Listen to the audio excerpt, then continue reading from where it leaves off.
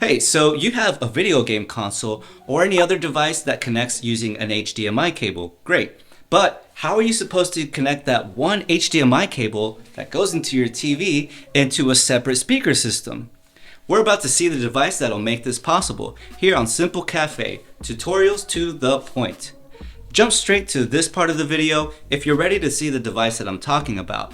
Otherwise, you may be interested in other solutions in which you won't need to spend any extra money. You won't have to if one of these two options are available to you.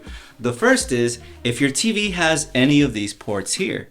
If so, you'll be able to use any of these cables to connect to your speaker system.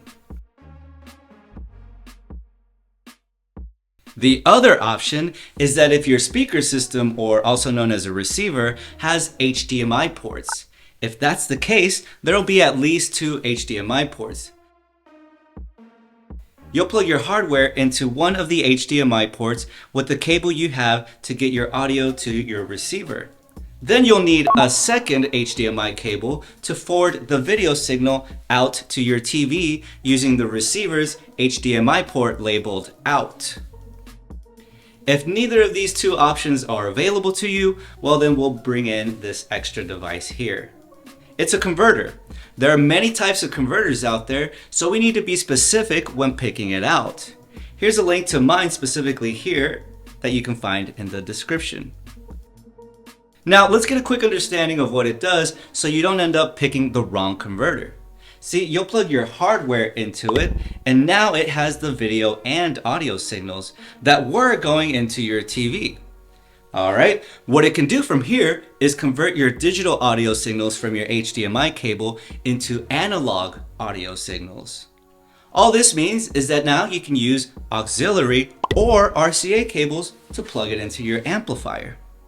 As usual, you'll just need to set your stereo to the channel you just plugged into and enjoy those wonderful extra speakers.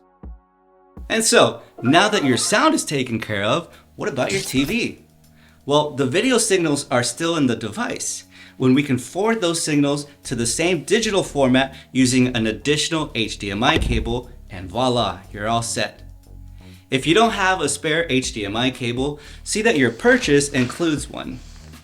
Speaking of your purchase, these can also be known as HDMI audio extractors, converters, adapters, splitters, which is a lot. So to be certain of your selection, look at the labeling on the ports of the device to verify if it has the following necessary required ports.